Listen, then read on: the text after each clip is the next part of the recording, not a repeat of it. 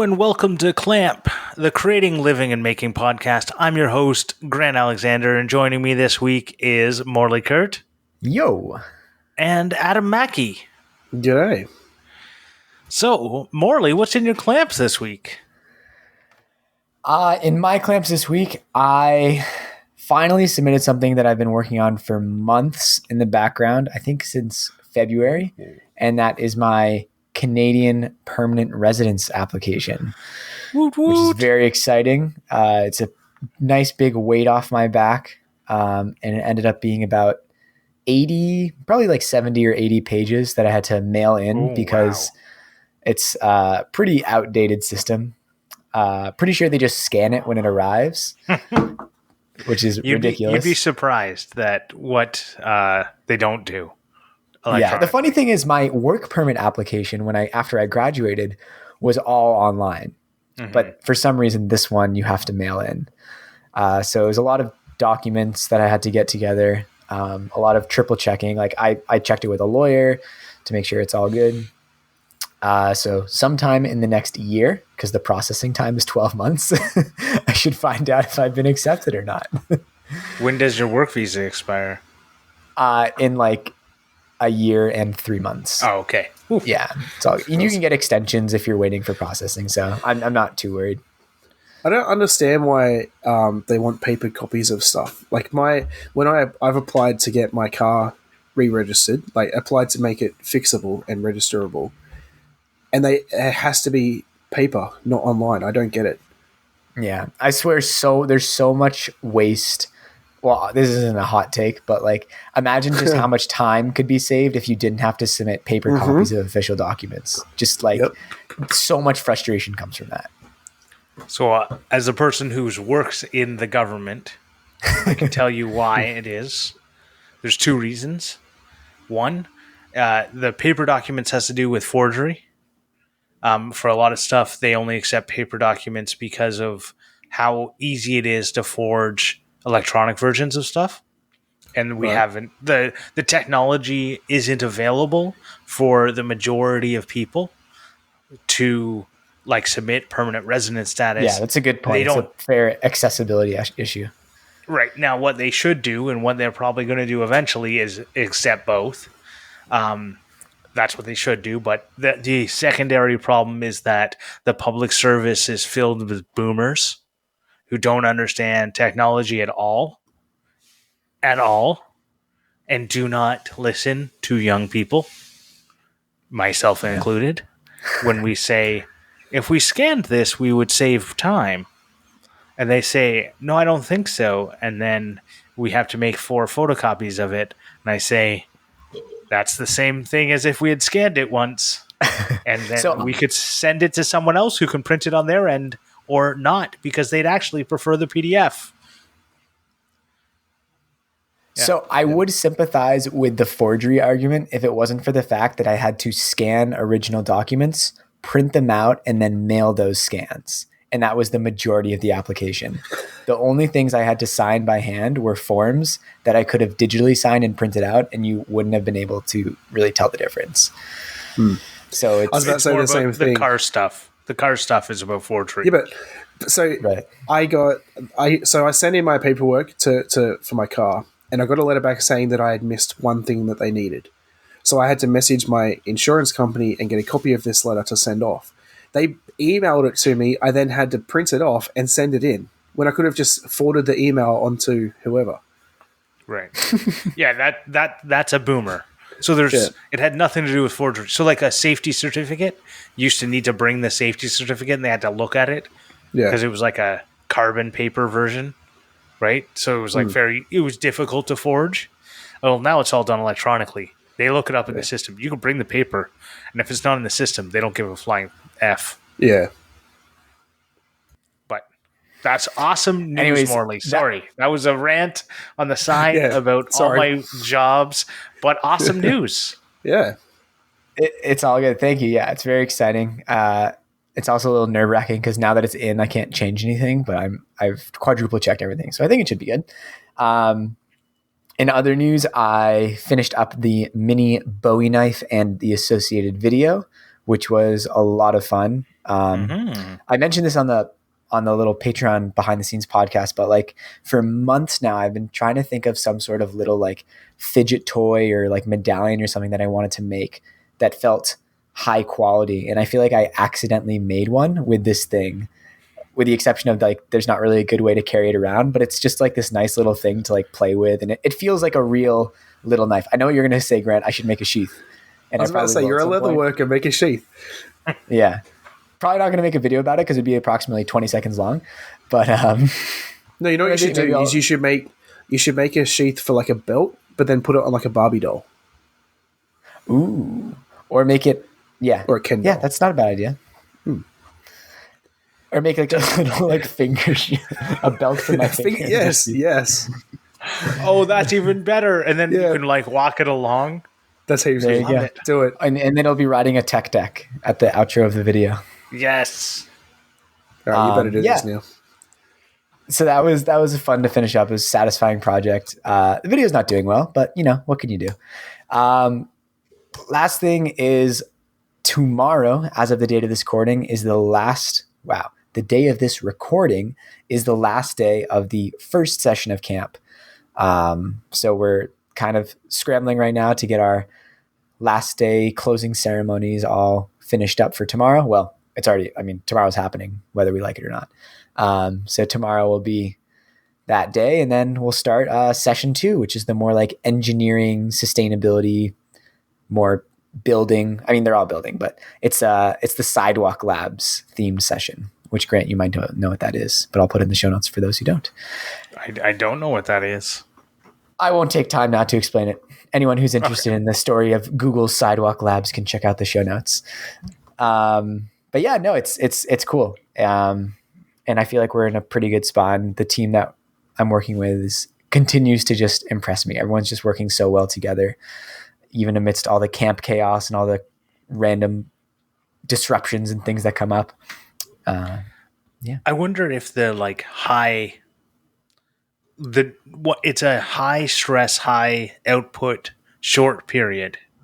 Mm-hmm. So everyone knows it's going to end. Like there's only X number of weeks and then we get a break, right? I feel like that makes it so that people are willing to put in a little bit of extra every day because they know the end it's only for this much and it's at most the summer, right? Mm-hmm.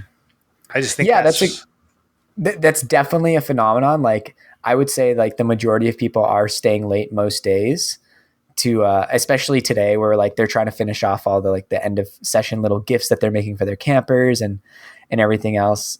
I guess in even simpler terms, I would just call that like campiness. Like that's just what camp is to me. But yeah, I think that's a good way to put it because it is so short and yeah. So it's cool. It's going to be over before I know it. But with that, Adam, what have you been up to this week? I haven't really done much. I've been sick most of the week. I came home from work on Tuesday and just felt like I didn't really have much energy. I didn't feel sick. I just didn't really have energy, so I just went to sleep on the lounge. And then Wednesday, driving home from work, I ended up getting a COVID test because I felt like death, pretty much. And I've been in bed ever since, waiting for my results, which I'm still waiting on. It's now Friday, for those that are listening. But I finally got my tax check back, and I've been spending a fortune. I finally bought my Cnc, which is very exciting. Bought my Cnc. I bought the full version of my editing program, which is pretty cool. And with that, I thought it was going to get delivered today, but it looks like it's going to be Monday now. When I bought the full program, I actually it was on sale for $100 off, and then I got a $20 voucher. So $120 off this program. And then it comes with this like mini keyboard thing it's called a speed editor, and it's specifically made for editing. And this thing's worth the price of the program.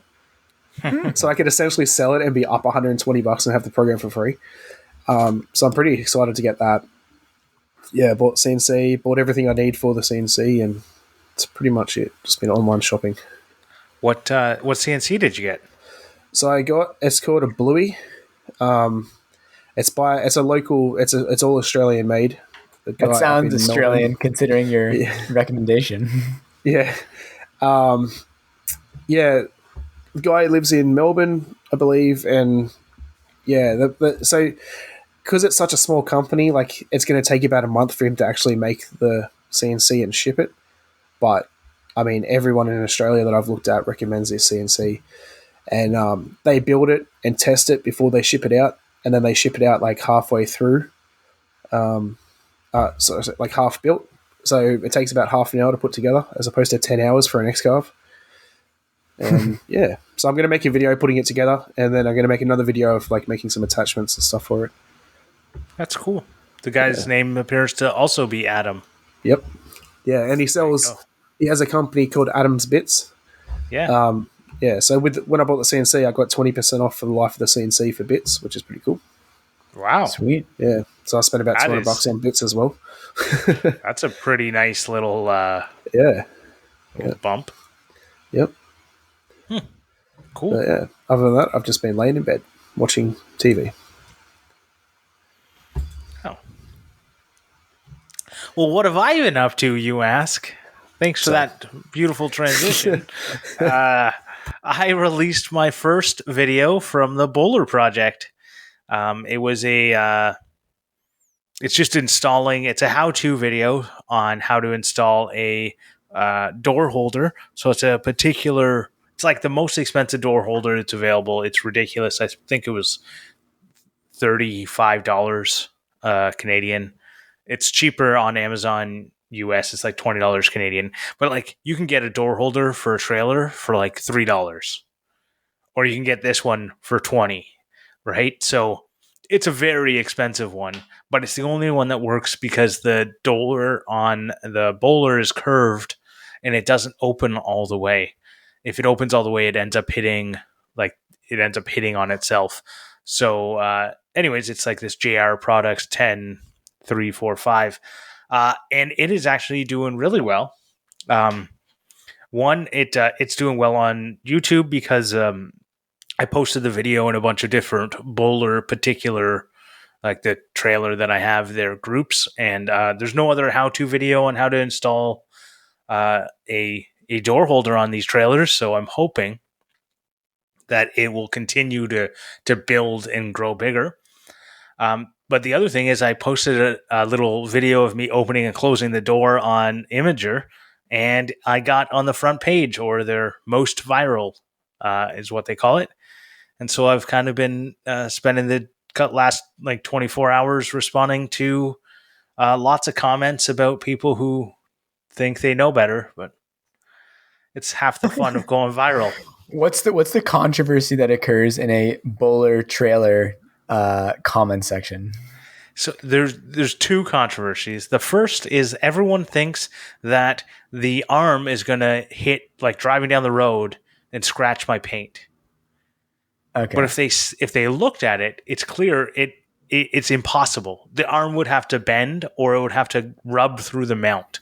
And if it's rubbing through the mount, something really seriously wrong has happened, right? It's aluminum. So if it rubs through its own mount, something's wrong. And if it bends, something else is wrong. Just because it rests on the mount that's attached to the bowler. If you take a look at the video or any pictures of it, you'll see what I mean. Like, it's not... If you weren't so stupid, you would know what I mean. Well, if you just look at it, you just go, it's not possible. It's not physically possible for this to happen. And then the second one is someone said, it's ugly because it's on the outside. And I said, well, that's where door holders go. He's like, I would have put it on the inside. And I went, okay. There's a screen door in the way, so putting it on the inside, like, it's not in the pictures. The screen door is not installed yet. So I can understand you don't know the layout of my trailer. You don't know anything about it. And then he later says, I don't know the layout of your trailer, but this is what I do for a living, is I design stuff like this. And I said, okay, no problem. Come on over. Design something for me, and I'll gladly pay you the same price that I paid for this. And he said, touche. So he actually, in the end, was a decent person about it. And I thought that was nice. But Imager is actually pretty nice. Most of the people on there are pretty nice. I feel it's there's a bit of Reddit because it's like a holdover from before Reddit had photo hosting abilities. But anyways, it's kind of cool to be a most viral, and it's not I've had it happen once before on Imager, and I've been on the like trending on Reddit a couple times, and it's kind of one of those things. It's a fun, little high to chase, and I wanted to chat about that and hear your guys' experiences on, chasing the high and, or having a video blow up on YouTube. I know, like Adam, you got that your Ryobi video, got thousands of views on that. I think that's almost at 10,000 by now. Yeah. But when you compare, you like anytime I look at, if I release when I compare my 100 that I get per video. Right. Well, that's the same. Like it's when I look at it and I post a video and it's like 10 out of 10 or even 5 out of 10, I know I just feel like I didn't get the high I was hoping. 1 out of 10 is the best, right? Yeah. Yeah, because my latest video is sitting at 1 out of 10. Well, there you go. It's doing great. Yeah, but it's only 175 views. Well, that's good for you. That's half your subscribers. True. Boom. Think about that. Boom. Yeah, it's really tough. I definitely struggle with that feeling. I think as anyone who like makes videos and has expectations about how they'll perform. And like, I think especially just with my personality, like I get stressed out by things that I feel like are going to have an impact on me that like are outside of my control. So like, I like to try to like focus on the things that are within my control. And I mean, considering I'm not a social media professional or like a wizard, a lot of the outcomes of like posting videos on YouTube do kind of feel like outside of my control. Like, like this is the project, this is the way I'm kind of presenting it. I try to do as much as I can to get as many people as I would like to watch it. And sometimes it just doesn't work. And yeah, it doesn't feel great, especially when you've had stuff that has gotten a lot of views, and especially recently, because I feel like all of my last like 5-7 videos have like done like pretty poorly, like considering the general performance of my channel. And I've kind of like accepted that in a way. Like I a lot of times when I put something out, I'm like, this could go really, really well, or there's a good chance that it won't. But at least for my own mental health, I try not to base too much of how I feel about it on that, although it's really, really difficult. Like I try, but it's, like you said, Grant, once you've had something do well, it's like, yeah, that was pretty cool. Although that being said, the times that things have kind of blown up, I have found that it in some ways is like, doesn't feel as exciting as I would have expected. I was like, oh, this is a very interesting that's happening. Like, why are 10,000 people suddenly interested in this? And It's more just like this is kind of cool. Right. You're not getting the high isn't as high as you hope, but the low is lower than the low.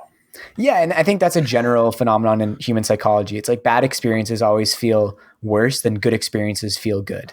If they're like in similar magnitude, that's a pretty so if it's been a proven psychological phenomenon that like if you make $100, it doesn't feel as good as losing $100 feels bad.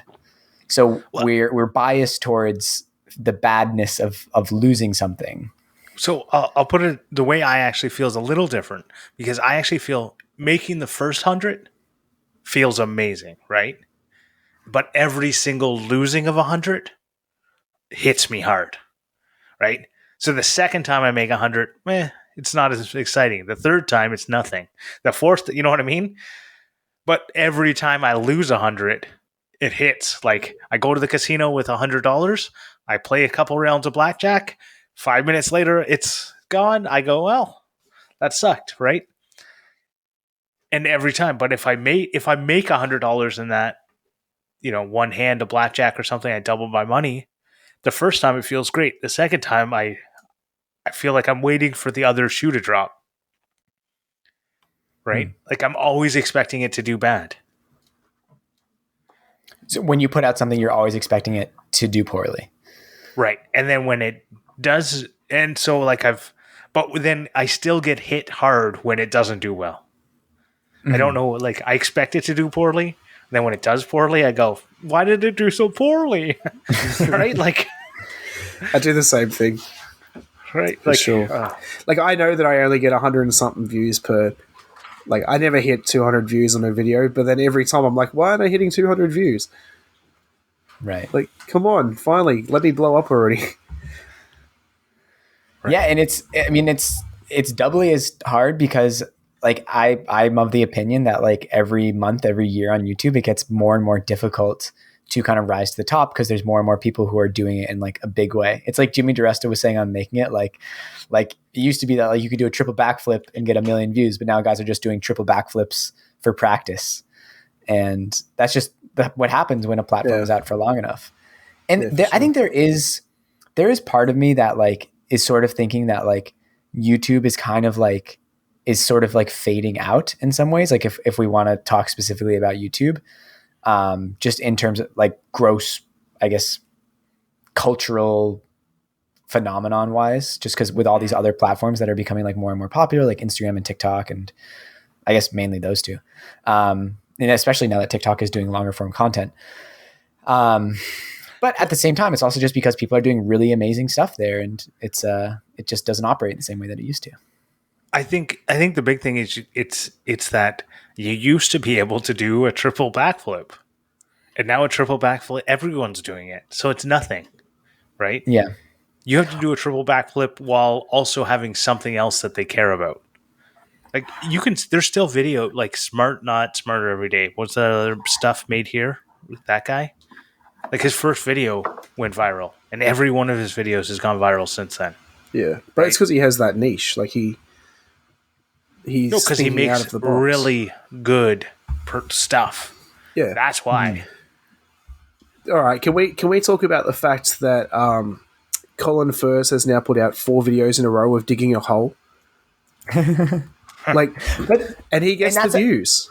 That's actually another thing as well, though. And I think that is something that I think is pretty cool. The fact that like YouTube is matured enough now that the kind of like spectrum of what gets popular has also become like very, very broad. Like I find that very interesting in terms of, I don't feel like especially pressured to make any one sort of video. So it's interesting to see that like all of these different niches popping up, and you're like, ooh, I could try making a video like that. And actually I'm planning on doing something this weekend, like making a type of video that I've never made before. And part of the appeal of that is like, oh, there's this whole like subculture of people who are proven to be interested in this sort of video. So why don't I try doing something like that? And I find it's like the double-edged sword of a thriving economy, right? Like everything gets very expensive and inaccessible, but at the same time, it makes for like really interesting innovation. Totally. And it's hard, I think, because like if I make a video that's like, I'm sure all 3 of us have made videos that are more exciting and better than videos with millions of views. Yeah, for sure. But it's the audience that they have, though. Sometimes, or it's dumb luck, right? Yeah. Like, see, and a lot of times I think that the 2 or 3 days after I put out a video, and then like a month later I watch it and I'm like, this wasn't as good as I thought it was at the time. And then I'll be like, oh, these other guys, like they're pacing, they're knowing what the value of the video is and all these other things. Like they maybe deserved it a little more than I thought I did at the time. I think my view of how good I think one of my videos is in the moment is very biased. I'm with you 100%, and that's the part of chasing the high, right? Is that you think this is everyone is going to be the one, but what I mean is there are videos with millions of views that are garbage. Like sure, yeah, there definitely are, and you put out better videos than that. Yeah, I agree. Right, I'm not saying that every one of your videos is a 1 million view video. What I'm saying is that sometimes garbage gets put to the top. I don't know, Grant. The duck walked up to a lemonade stand video. That's pretty like platinum record material. But I could watch that because it's for everyone, right? Mm-hmm. But whenever I see some sort of Like I see like a maker video getting millions of views, and I just look at it, and it's like when you watch a movie and you see someone making something, and you just go like, they're doing it wrong. You're doing it all wrong. How you shouldn't be able. No, that's not it, right? And you can tell like they're overproduced, and it's wrong, and it's not like I really love seeing when people are making a video and it's like I don't know, the Forge. I really like those blacksmith stories from the Forge that like Steve puts out. I I think it's one of those that I just kind of like. It seems like they're trying to tell the story the right way, but when you see some sort of overproduced garbage and you just go, "Why is this getting millions of views?" That's when I don't understand. Now, so to change it up a little bit, have you guys ever tried to jump on a trend because you want to chase that high? I can't say. I mean, I guess on a macro level, like not like this is a trend this month, but like in the fact of like, oh, people like I'll put out a video in a category that in general people seem to like knife making or like making a table or doing 3D printing stuff. So I guess those are trends in a way. But in terms of more, I guess like if you're talking about like river tables or more like project-based trends, no, I don't think I've ever done that. No, I don't. I don't think I have, and I will. But I would make something because I want to. Like eventually, I'm going to be making a river table, but it's not because I'm trying to be viral. It's just because I want to make one. What, now I'm second guessing myself. I'm like, oh, have I actually done that? And I'm like looking like a fool right now because everyone's like, Morley, what are you talking about? You've definitely done that. I have no. I'm not sure. Checking my channel right now to see what I've put out. So like it would be like if today you were deciding to put out a fractal vice. Right. That's the thing that's blowing up right now. That is the, like it is a. I'd never even heard of him until Jimmy talked about him. Well, I hoped you had heard about them when I talked about it before Jimmy talked about it, but that's fine. Well, maybe it was you that talked about it. Okay. Jimmy also talked about it and recommended I'm making it, but I'm glad you were paying attention during my Clampmendation. Well, maybe it was you. I don't remember. My mind's not in the good space right now. I think something with my projects is that they feel to me to be like so just like personal or derived of my own interests that it would be kind of unrealistic for me to expect that any one of them would blow up a lot because I'm not really, like you said, like kind of chasing those trends in that way. Like the probability that what I wanted to make in that moment lines up perfectly with like Google Analytics at that time is very low. Whereas other people who I guess would say are doing YouTube more professionally, like, they are kind of having the product to market fit a little better.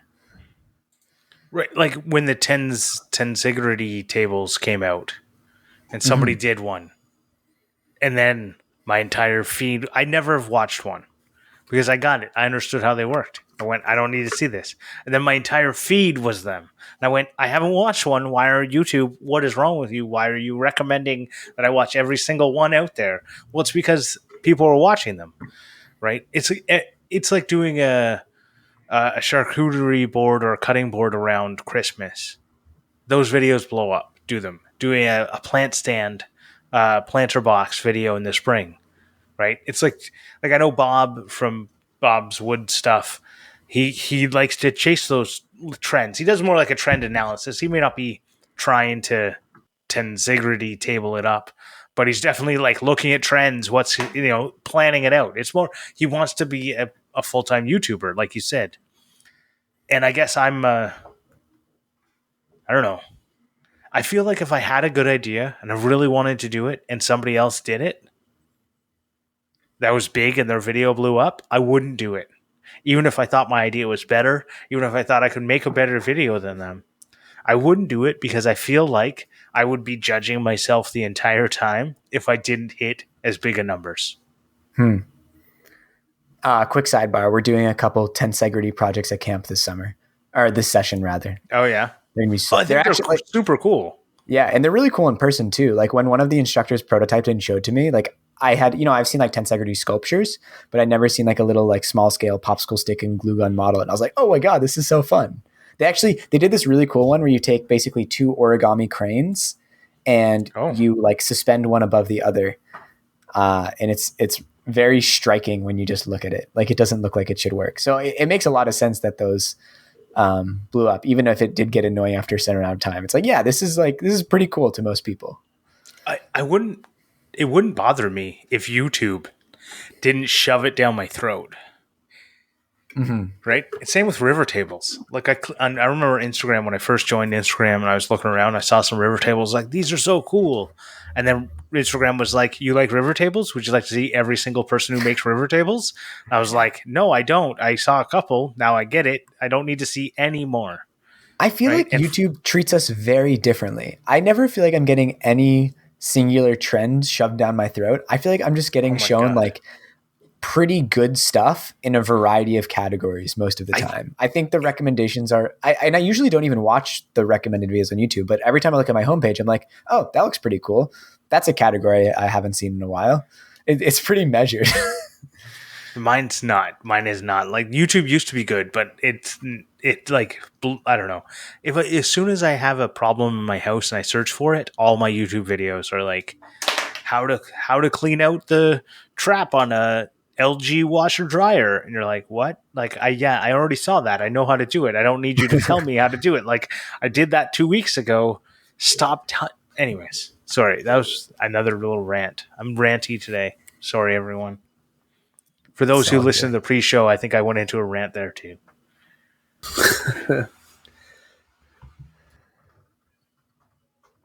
But oh my god! Sorry, go on. Go. No, it was nothing. You please talk. So, when I think about chasing the high, I also like to think about, like, when I first started YouTube, I was posting my video links everywhere. Like the people, like, I remember being this guy. Yeah, that was the guy that was posting them literally anywhere there was people. Anything that was just slightly relevant on Reddit, I'd post it there. Right? Any Facebook group I could find, I joined them all and I posted links. Right? And I get why people don't like that, and I don't do it anymore. But I also feel like if you don't put yourself out there, you're not going to get it. I know as soon as I stopped doing that, I saw less people watching my videos. Yeah, I've been there, and I think I've in some ways made a conscious effort to try not to do that as much, because I'm annoyed when I see other people doing that, and I'm like, I don't really want to be that guy anymore. So I'm gonna just try to see if YouTube decides to recommend it, and if it does, great, and if not, well, that stinks. But I don't know. I'd rather post it a handful of places that feels like it makes sense rather than just spam it out. Yeah. I'm more because I definitely did that as well. Now. Like, I'll just post it to my Instagram and stuff now, and even then, half the time I forget to do that. I put out the second video from my workbench and realized when I put out the third video that I never actually promoted the second video. But, yeah, I think trying to get people from Instagram to YouTube is very difficult. Yeah, definitely. But getting people to watch it from Facebook is pretty easy. Like Facebook and Reddit, I find you have a chance at people clicking the link. Yeah. The problem with Instagram is you're on your phone and you open it at Instagram and it doesn't open the YouTube app. Yeah, it opens like an Instagram browser version. And then if you want to try and get it into the YouTube app where it actually like looks normal and all the things function properly, you have to click like 17 more times. It's so frustrating. What mobile developer thought it would be a good idea to, every time you open a link within an app, to just do it within the app? Just open the browser. Oh, I know. And there's no way around it. It's so... Oh, you're almost getting me down. G-rant number 3. Okay, before you go too far down there, I think I'm actually surprised I haven't talked about this yet, but the times where I've had things kind of blow up and get a lot of views very quickly, like when I did the desk I'm sitting at right now, like the little Nook desk, or I guess like the honeycomb coasters or the fountain that I did, or like the bed drawers. Actually, that one not as much. That was very, very positive feedback in general. But some of the other ones, like it's also an influx of a lot of negativity because you all of a sudden have a lot of people looking at it and criticizing it. So in some ways, when those things blow up a lot, like unless you have a tangible benefit that you can point to, in some ways it causes more or stress or badness or just negativity in your life than if it just middled along.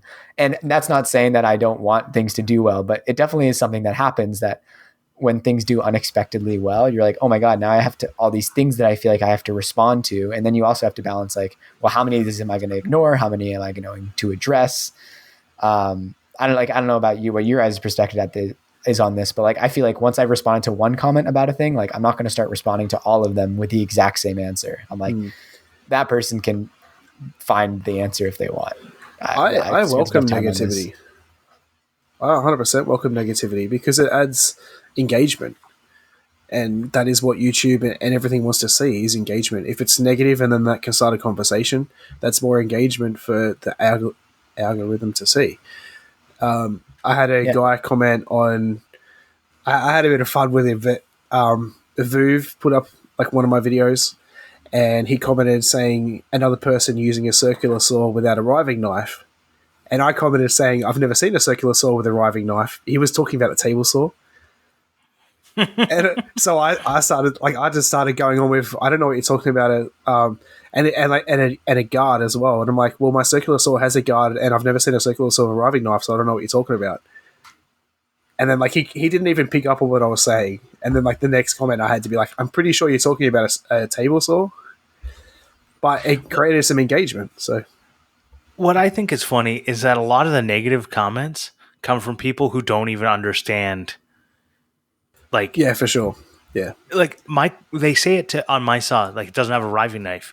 My saw didn't come with a riving knife. There's not a way of putting a riving knife on my saw, right? It's either designed for a riving knife or it's not, right?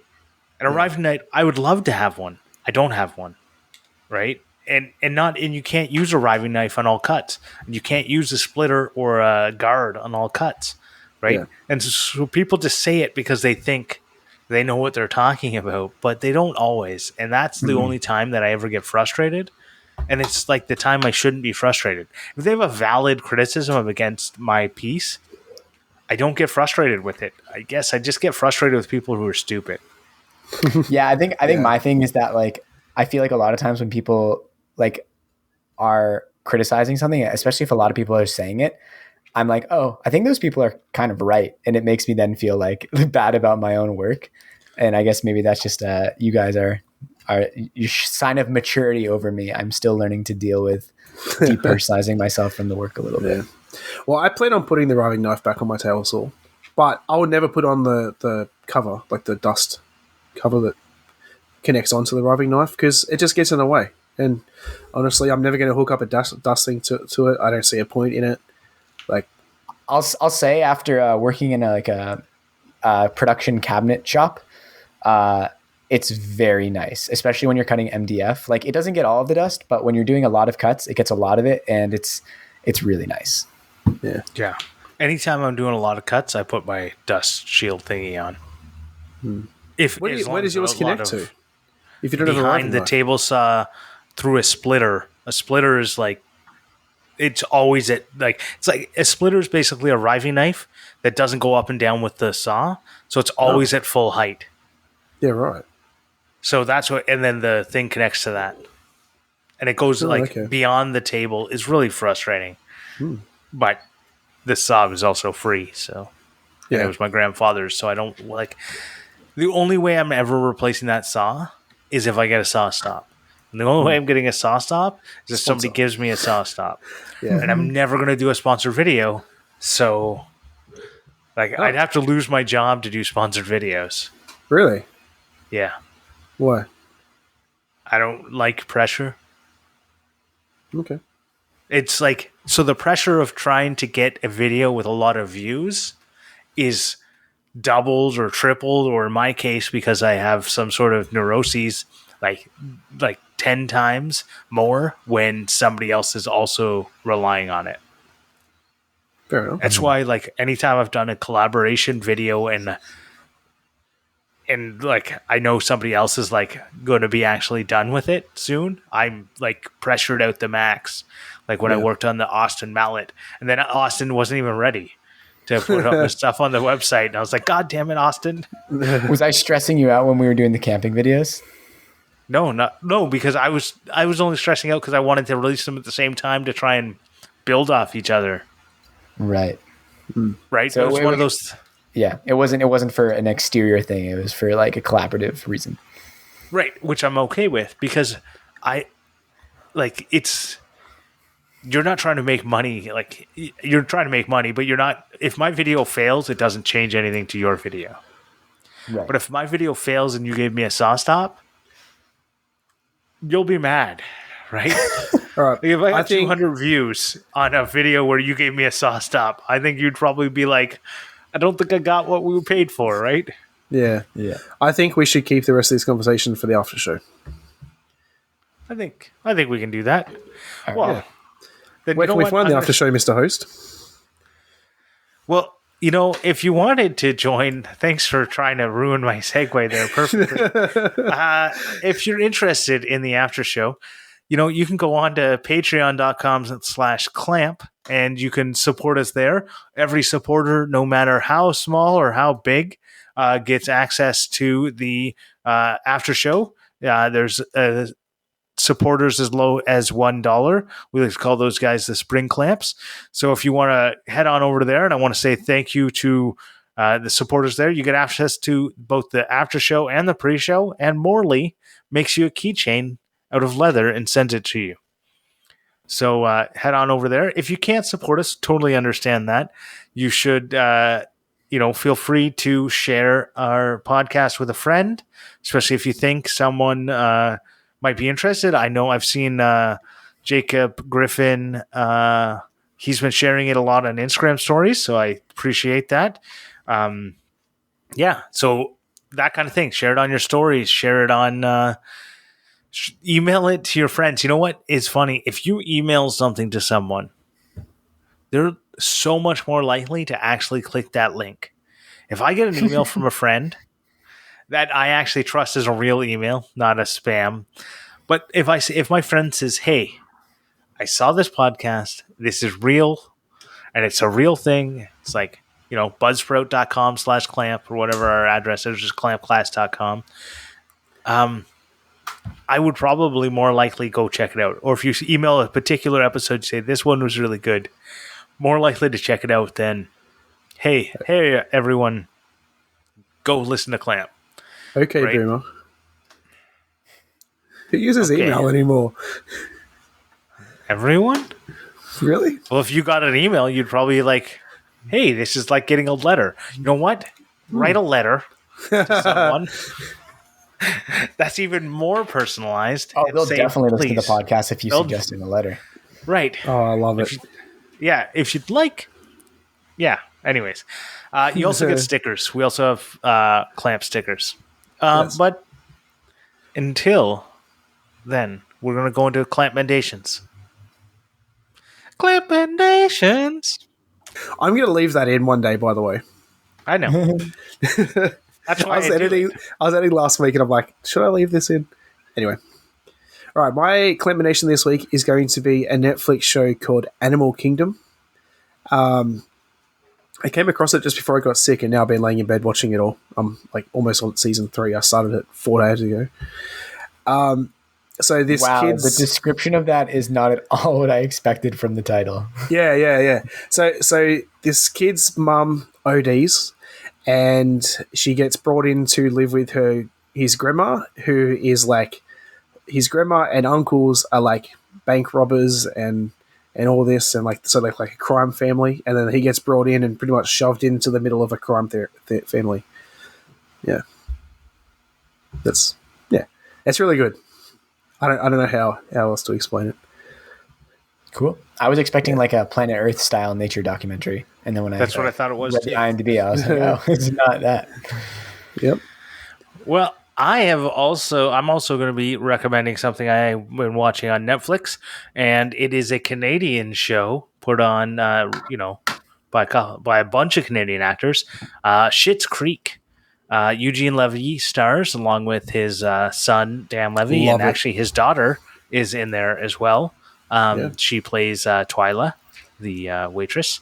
I'm only on season 1, but why I like it is and for people who know me, they know I like shows to be done before I start them, and this one's done. And I like comedies, and Eugene Levy's a Canadian, like rock star in my mind. You probably know him from the American Pie series. For those watching, he was the father. Or if you're older, you might know him from SCTV. But anyways, go check out Schitt's Creek. I think it's hilarious. It's won a bunch of Emmys, I think, in the last amazing show. year. Yeah. My wife has finally agreed to watch it after we finish Overlander. So Nice. Sweet. I wanted to give a shout out this week to Sarah Giffen from Viv Jewelry.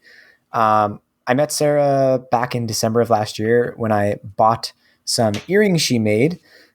She's a polymer clay jewelry maker. So I bought them from Eden for Hanukkah, and then we stayed in touch. We had her on Into the Spotlight. And then in about a week and a half, a little over that, she's actually going to come as a guest speaker at the Steam Project at camp. She's going to teach the kids about like polymer clay jewelry making, which I'm super excited about. So I actually, this weekend, I might be trying making some 3D printed clay cutters for that activity. Basically like cookie cutters, but just for cutting clay instead, which she has used in the past. But yeah, she does really incredible work. She's like super prolific. Like she's always just working, making restock. She does really cool like videos and TikToks as well about her process, and she's just crushing it. So at viv.julie on Instagram. She's also pretty big on TikTok if you like to see stuff over there. Sarah's awesome. Grant loves it. Yeah, I love TikTok. So every week, whenever we have a review, we get Morley to read the review in the voice of the person leaving the review, or if possible, the voice that the person wants. So this week we've got a review. It is, and I'll leave it up to Morley to take it from here. All right. Trunks, 5 stars. I was really enjoying the show until I was called a 60-year-old grandpa. Orange Guy QC via Apple Podcasts from the United States of America. I'm going to be honest, I have no idea who this is. I thought it was Justin from Bare Naked because he said Orange Guy. And then the QC made me think Quebec City, but Grant corrected me that it's just the abbreviation for Quebec. But then it's in the United States of America. So honestly, no idea who you are. If this is you, please send us a message because I'm very curious. Also, if you call your swimsuit Trunks, I guess you are a 60-year-old grandpa. Yeah. Sorry. That's a pretty young grandpa, though. Just going to put that out there. There's much older grandpas. Well, thank you very much, Mr. Orange Guy, and really appreciate the review. If you are Justin, then you have 2 accounts, and you signed up a second account just for that, and we should have read it in a Minnesotan accent, but next time, don't forget, if you're interested in leaving us a review, we really appreciate them. It lets people know. It really does help surface us on things like Apple Podcasts.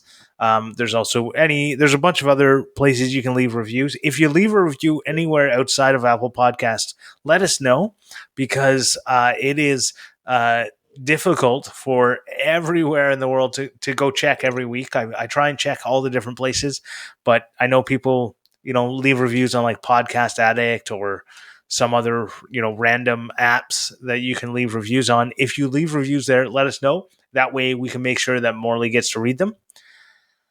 Until next time, I want to thank TF Turning for the use of the theme song, and you get to hear that and Morley's rendition of it if you happen to be a Patreon supporter.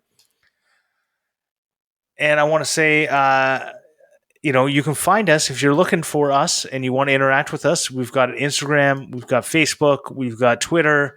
We don't have TikTok because TikTok sucks. And except for Morley has a TikTok, but the show doesn't have a TikTok. But you can find us just searching for Clampcast.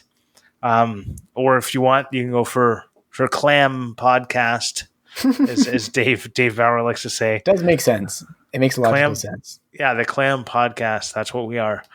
Thank you, everyone, and we'll chat next week. See you. Adam is muted. I was muted. See ya.